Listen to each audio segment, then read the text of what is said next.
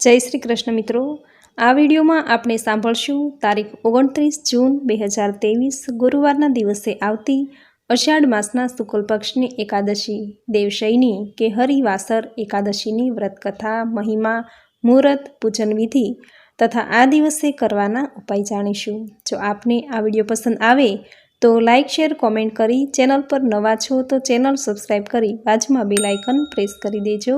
ધન્યવાદ। દેવ ઉઠી એકાદશીના દિવસે ભગવાન વિષ્ણુ સૂઈ જાય છે અને દેવ ઉઠી એકાદશીના દિવસે ભગવાન જાગે છે। આ 4 મહિનાના સમયગાળાને ચાતુર્માસ કહેવાય છે। આ 4 મહિના દરમિયાન કોઈ શુભ કાર્યો નથી કરાતા। મિત્રો, આ વર્ષે દેવપોઢી એકાદશી તિથિની શરૂઆત થાય છે 29 જૂન સવારે 3:18 અને તિથિ પૂર્ણ થાય છે તારીખ 30 જૂન બપોરે 2:42। આમ ઉદયાતિથિ અનુસાર એકાદશીનું વ્રત કરવાનું રહેશે તારીખ 29 જૂન 2023ના દિવસે તથા પૂજા કરવાનો શુભ સમય છે સવારે 10:49 થી બપોરે 12:25 સુધી તથા પારણા કરવાના રહેશે તારીખ 30 જૂન 2023ના દિવસે। મિત્રો, દર મહિને 2 એકાદશી આવે છે, વર્ષની કુલ 24 એકાદશી। આ વર્ષે શ્રાવણ મહિના દરમિયાન અધિક માસ હોવાથી વર્ષ દરમિયાન 26 એકાદશી હોવી જોઈએ, પરંતુ તિથિમાં વધઘટ થવાના કારણે 25 એકાદશીનું વ્રત રાખવામાં આવશે તથા આ વર્ષે અધિક માસ હોવાના કારણે ચાતુર્માસ 4 મહિનાના બદલે 5 મહિનાનો રહેશે તથા 2 શ્રાવણ માસ હોવાના કારણે શ્રાવણ મહિનાના સોમવાર 8 અને શ્રાવણ મહિનાના 59 દિવસ વ્રત, પૂજા, ધ્યાન વગેરે કરી ભગવાન ભોળાનાથની કૃપાને પ્રાપ્ત કરી શકાશે। તો મિત્રો, આ હતું દેવપોઢી એકાદશી ક્યારે છે। હવે જાણીશું દેવપોઢી એકાદશીનું મહાત્મ્ય। શાસ્ત્રોમાં એકાદશીને હરિવાસર એટલે કે ભગવાન વિષ્ણુનો દિવસ કહેવામાં આવ્યો છે। એકાદશીનું આ વ્રત યજ્ઞ અને વૈદિક કર્મકાંડ કરતાં પણ વધારે પુણ્યફળ આપે છે। શાસ્ત્રોમાં કહ્યું છે કે એકાદશીનું વ્રત કરવાથી મળતા પુણ્યથી પિતૃ સંતુષ્ટ થાય છે, જાણી અજાણી થયેલા પાપ નષ્ટ પામે છે। કહેવાય છે કે એકાદશી અને દ્વાદશીના ઉપવાસ વિના તપસ્યાથી, યાત્રા કે કોઈ પણ પ્રકારના પુણ્ય આચરણથી મોક્ષ નથી થતો। જે વ્યક્તિ એકાદશીનું વ્રત કરે છે તેના બધા જ પાપ નષ્ટ થાય છે, આ લોકમાં સર્વે સુખ ભોગવી અંતે વૈકુંઠને પ્રાપ્ત કરે છે।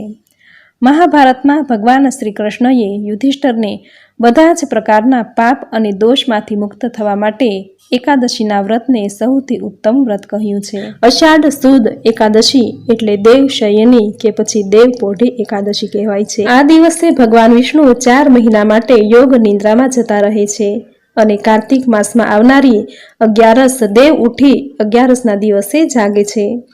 દેવશયની 11થી ભગવાન શ્રી હરિ ક્ષીર સાગરમાં 4 મહિના માટે વિશ્રામ કરે છે। આ દિવસથી બધા શુભ કાર્યો જેવા કે લગ્ન વગેરે કરવામાં આવતા નથી। આ એકાદશીનું આપણા હિન્દુ ધર્મમાં ખૂબ મહત્વ છે। કહેવાય છે કે આ દિવસે જે વિધિપૂર્વક પૂજા, વ્રત વગેરે કરે છે તેમના જાણતા અજાણતા થયેલા પાપો બળીને નષ્ટ થઈ જાય છે। આપણા પુરાણોમાં એકાદશીને હરિવાસર એટલે કે ભગવાન વિષ્ણુનો દિવસ કહ્યો છે। વિદ્વાનોએ એકાદશી વ્રતને યજ્ઞ અને વૈદિક કર્મકાંડથી પણ વધારે ફળ આપનારી કહી છે। આપણા ધર્મશાસ્ત્રમાં કહ્યું છે કે આ વ્રત કરવાથી મળતા પુણ્યથી પિતૃઓ સંતુષ્ટ થાય છે અને સ્કંદ પુરાણમાં પણ એકાદશી વ્રતનું મહત્વ કહ્યું છે કે આ વ્રત કરવાથી જાણીએ અજાણીએ થયેલા પાપ નષ્ટ થાય છે। વર્ષની 24 એકાદશી આવે છે, અધિક માસની 2 એકાદશી, એમ કુલ મળીને 26 એકાદશી આવે છે। આ દરેક એકાદશીનું મહત્વ અતિ ઘણું છે, પરંતુ દેવશયની એકાદશીનું વ્રત અતિ પુણ્ય ફળ આપનારું છે, કારણ કે આપણી એક લોકવાયકા છે કે મોહ માંગ્યા મેં વર્ષે અને અષાઢ સુધરે તો આખું વર્ષ સુધરે। એવી જ રીતે એકાદશીનું આ વ્રત જે મનુષ્ય કરે છે તેનો ભવ પણ સુધરી જાય છે। જો દર મહિને એકાદશીનું વ્રત ન કરી શકાય તો અષાઢ મહિનામાં આવતી દેવપોઢી એકાદશીનું વ્રત દરેકે જરૂર કરવું જોઈએ। આપણા ધર્મશાસ્ત્રોમાં દરેક એકાદશીને અતિ પુણ્ય ફળ આપનારી કહી છે। સ્કંદ પુરાણમાં કહ્યું છે કે હરિવાસર એટલે કે એકાદશી અને બારસના ઉપવાસ વિના તપસ્યા, તીર્થયાત્રા કે કોઈ પણ પ્રકારના પુણ્ય આચરણથી મોક્ષ નથી થતો।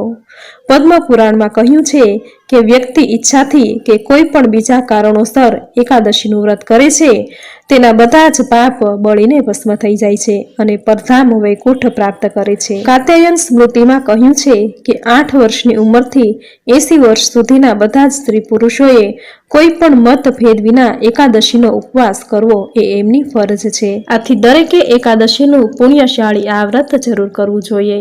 જો એકાદશીની વ્રત પૂજા કે ઉપવાસ ન કરી શકાય તો આ દિવસે શુદ્ધ અને પવિત્ર સાત્વિક આહાર લેવો, મન અને વાણીથી શુદ્ધ રહેવું, કોઈની નિંદા કરવી નહીં, કોઈને કટુ વચન બોલવા નહીં, કોઈનું અપમાન કરવું નહીં. આ રીતે શુદ્ધ વાણી અને પવિત્ર મનથી પણ એકાદશીનું આ વ્રત કરી શકાય છે. તો મિત્રો, આ હતું દેવપોઢી એકાદશીનું મહાત્મ્ય. હવે સાંભળશું દેવપોઢી એકાદશીની પૂજા વિધિ. એકાદશીનું આ વ્રત આગળના દિવસથી જ શરૂ કરવાનું હોય છે, એટલે કે દશમના દિવસે એકટાણું કરી એકાદશીના દિવસે પ્રાતઃકાળે ઉઠી સ્નાન કાર્યથી પરવારી પવિત્ર વસ્ત્રો ધારણ કરી ભગવાન વિષ્ણુની પૂજા કરવી. ભગવાન વિષ્ણુની મૂર્તિ કે ફોટો જો એ ન હોય તો બાળકૃષ્ણની મૂર્તિ કે ફોટાની પૂજા કરવી. પ્રથમ ગંગાજળથી સ્નાન કરાવી ચંદન, નાળા, છડી, અબીલ, ગુલાલ, પીળા પુષ્પ, પીળી મીઠાઈ ધરાવી ધૂપ દીપ કરી આરતી પૂજન કરવું. લક્ષ્મી સ્તોત્ર, ભાગવત પુરાણના પાઠ કરવા, ગાયને લીલો ઘાસચારો, પક્ષીને દાણાચણ, બ્રાહ્મણને દાન દક્ષિણા આપવી, જરૂરિયાતમંદને જરૂરી ચીજ વસ્તુ અર્પણ કરવી. સૂર્યાસ્ત સમયે તુલસી ક્યારે શુદ્ધ ઘીનો દીવો કરી તુલસી માતાની પૂજા કરવી. આમ એકાદશીનું વ્રત કરી દ્વાદશીના દિવસે નાહી ધોઈ મંદિરે જઈ બ્રાહ્મણોને કાચું સીધું અર્પણ કરવું, દાન દક્ષિણા આપવી. આ રીતે એકાદશીનું આ વ્રત પૂર્ણ કરવું. આ દિવસે વ્રતની કથા જરૂર સાંભળવી, જે સાંભળવાથી વ્રત કર્યા જેટલું જ પુણ્યફળ પ્રાપ્ત થાય છે.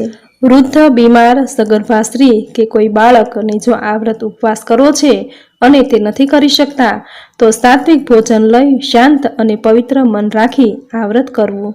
વ્રતની કથા સાંભળવી, આખો દિવસ પ્રભુ સ્મરણ, કીર્તન વગેરે કરવું. આમ શુદ્ધ મનથી વ્રત કરવાથી વ્રત કર્યા જેટલું જ પુણ્યફળ પ્રાપ્ત થશે. તો મિત્રો, આ હતી દેવશયની એકાદશી વ્રતની વિધિ, મહાત્મ્ય. અને હવે સાંભળશું વ્રતની કથા. બોલો ભગવાન શ્રી હરિ વિષ્ણુની જય. યુધિષ્ઠરે ભગવાન શ્રી કૃષ્ણને પૂછ્યું, હે કેશવ, અષાઢ માસના શુક્લ પક્ષમાં જે એકાદશી આવે છે એનું નામ શું છે, એની વિધિ શું છે તે મને વિસ્તારપૂર્વક કહો. ભગવાન શ્રી કૃષ્ણે કહ્યું, હે રાજન, આ એકાદશીને શયની એકાદશી કહેવામાં આવે છે. એને દેવશયની અને દેવપોઢી એકાદશી પણ કહે છે. હું એનું વર્ણન કરું છું તે સાંભળો.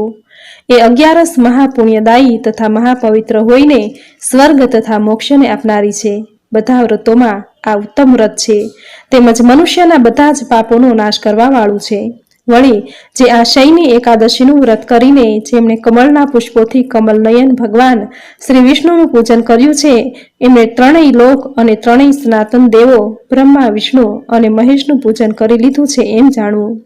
વળી આ શયની એકાદશીને દિવસથી મારું એક સ્વરૂપ રાજા બલીને ત્યાં રહે છે અને બીજું સ્વરૂપ ક્ષીર સાગરમાં શેષ નાગની શૈયા પર યોગ નિંદ્રામાં સૂઈ રહે છે. ત્યાર પછી હે રાજન, કાર્તિક મહિનાની શુક્લ પક્ષની પ્રબોધિની અથવા તો દેવ ઉઠી એકાદશી આવે ત્યાં સુધી તેઓ ક્ષીર સાગરમાં જ યોગ નિંદ્રામાં સૂઈ રહે છે. આમ અષાઢ સુદની શયની એકાદશીથી લઈને કાર્તિક સુદની પ્રબોધિની એકાદશી સુધીનો કાળ સર્વ ધર્મોમાં ઉત્તમ ગણાય છે. એટલે આ સમય દરમિયાન મનુષ્ય પોતાના ધર્મનું શ્રદ્ધાપૂર્વક આચરણ કરવું જોઈએ. વળી આ સમય દરમિયાન મનુષ્ય કોઈ પણ વ્રત ખરા મનથી કરે છે તો તે પાવન થઈ જાય છે અને તે પરમ શ્રેષ્ઠ ગતિને પામે છે, એમાં સંશય નથી. એટલે દરેક મનુષ્યએ પ્રયત્નપૂર્વક આ શયની નામની એકાદશીનું વ્રત ભક્તિ ભાવપૂર્વક કરવું જોઈએ, કારણ કે એના જેવું પવિત્ર અને પાપનાશક બીજું કોઈ વ્રત નથી. એ શયની એકાદશીને દિવસે શંખ, ચક્ર, ગદા અને પદ્મ ધારણ કરનાર દેવોના દેવ ભગવાન શ્રી નારાયણ ક્ષીર સાગરમાં શયન કરે છે. માટે તે દિવસે તેમનું વ્રત કરીને એમનું સંપૂર્ણ શ્રદ્ધાથી પૂજન કરવું જોઈએ અને રાત્રે ભક્તિભાવપૂર્વક જાગરણ પણ કરવું જોઈએ.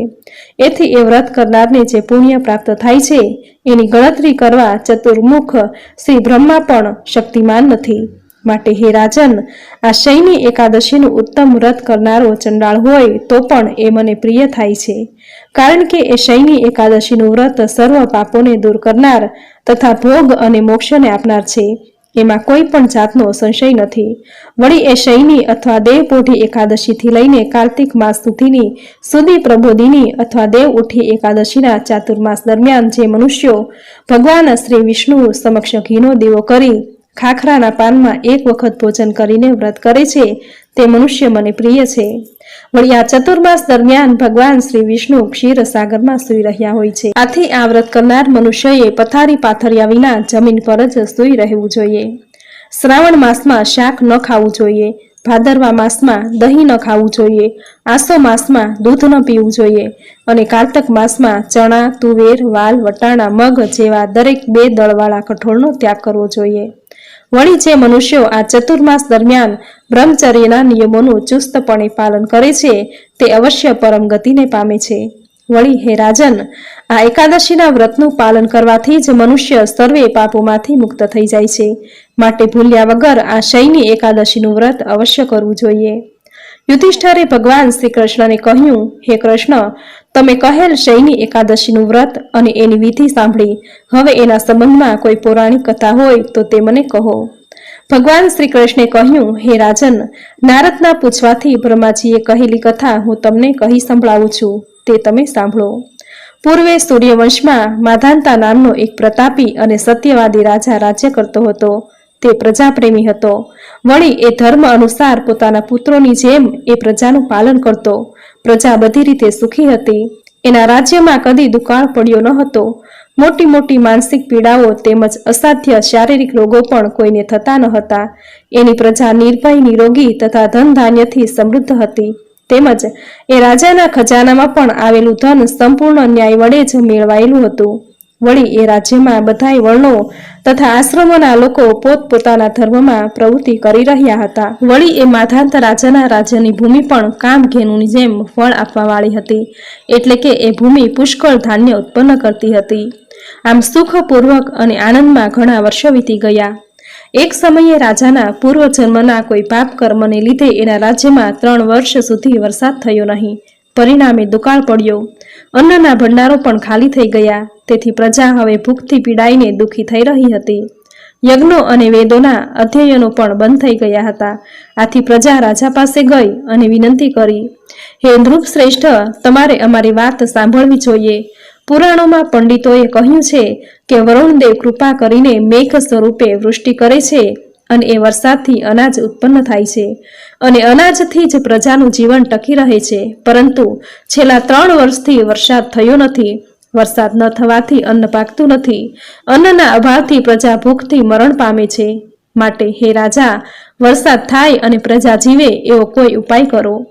આ સાંભળી રાજાએ કહ્યું, હે મારા વહાલા પ્રજાજનો, તમારું કહેવું સાચું છે.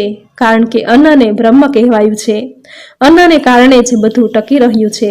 અન્નથી જ પ્રાણી પદાર્થ ઉત્પન્ન થાય છે અને અન્નના લીધે જ જગત જીવન ધારણ કરે છે. લોકોને મોઢે આવું સાંભળવામાં આવે છે. તેમજ પુરાણોમાં પણ બહુ વિસ્તારપૂર્વક એવું વર્ણન છે. વળી એવું પણ કહેવાય છે કે રાજાના દુરાચારથી, અધર્મથી અને એના અત્યાચારથી પણ વરસાદ થતો નથી. આથી મારો પણ કોઈ દોષ હોવો જોઈએ. આ સિવાય મારી પ્રજા આવું દુઃખ પામે નહીં. આ બાબતમાં હું ઘણા જ વિચારો કરું છું, પરંતુ મેં શું દોષ કર્યો છે તે મને સમજાતું નથી. છતાં હું તમારા બધાયના કલ્યાણ માટે કોઈને કોઈ ઉપાય જરૂર શોધી કાઢીશ. આમ કહીને પાકો નિશ્ચય કરીને રાજા માધાંતા થોડુંક સૈન્ય તેમજ થોડીક વ્યક્તિઓને લઈને વિધાતા અને ભગવાનને ભાવપૂર્વક નમસ્કાર કરીને એ જંગલમાં ગયો. ત્યાં જઈને મુખ્ય મુનિઓ અને મોટા મોટા તપસ્વીઓના આશ્રમોમાં ફરવા લાગ્યો. આમ જંગલમાં ફરતા ફરતા એક દિવસે એણે મહર્ષિ અંગરીશને જોયા. એમને જોતા જ રાજાનું હૃદય આનંદથી ભરાઈ ગયું. રથમાંથી નીચે ઉતરી એમણે દંડવત પ્રણામ કર્યા. આથી મહર્ષિ અંગરીશને ઘણો જ આનંદ થયો. ઋષિએ એમને વનમાં આવવાનું કારણ પૂછ્યું. ત્યારે માધાંતાએ વિનયપૂર્વક કહ્યું, હે મહારાજ, હે મહર્ષિ, હું ધર્મવિધિ પ્રમાણે રાજ્ય કરું છું.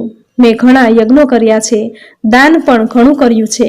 છતાં મારા રાજ્યમાં વરસાદ કેમ થતો નથી એનું કારણ મને સમજાતું નથી. મારી આ શંકાનું આપ નિવારણ કરો. તેમજ મને કોઈ એવો ઉપાય બતાવો જેથી કરીને વરસાદ થાય અને મારી પ્રજા સુખી થાય. અંગરીશ મહર્ષિએ કહ્યું, હે રાજન, આ સત્યયુગ છે અને તે બધા યુગોમાં ઉત્તમ છે. તેથી આ યુગમાં લોકો બ્રહ્મચર્યના વ્રતનું પાલન કરનારા, પરમેશ્વર પરાયણ તથા વેદોના અધ્યયનમાં તત્પર રહેનારા હોય છે. અને આ યુગમાં ધર્મ પણ સત્ય, દયા, અહિંસા અને દાન આ 4 વિભાગો વાળો હોય પરિપૂર્ણ છે. તેમજ આ યુગમાં કેવળ બ્રાહ્મણો જ તપસ્વી હોવા જોઈએ. પરંતુ હે રાજન, તમારા રાજ્યમાં એક શૂદ્ર તપ કરી રહ્યો છે. એ અધર્મને કારણે તમારા દેશમાં વરસાદ થતો નથી. માટે એ શૂદ્રનો નાશ કરવાનો પ્રયત્ન કરો, જેથી અધર્મનો દોષ શાંત થશે. રાજા માધાંતે કહ્યું, હે મુનિવર, એક તો એ શૂદ્ર તપસ્યા કરી રહ્યો છે અને બીજું એ નિરાપરાધી છે, તેથી હું એનું અનિષ્ટ પણ નહીં કરી શકું. એ સિવાયના કોઈ ધર્મના દોષને શાંત કરવા માટે કોઈ ધર્મનો આપ ઉપદેશ આપો, જેથી આ અનાવૃષ્ટિ રૂપ ઉપદ્રવ નાશ પામે અને મારી પ્રજા સુખી થાય. રાજાની ટેક જોઈને મહર્ષિ અંગરીશે કહ્યું, હે રાજન, હું તમારી ન્યાયપ્રિયતાની કસોટી કરવા જ ઈચ્છતો હતો. તમારા જવાબથી હું પ્રસન્ન થયો.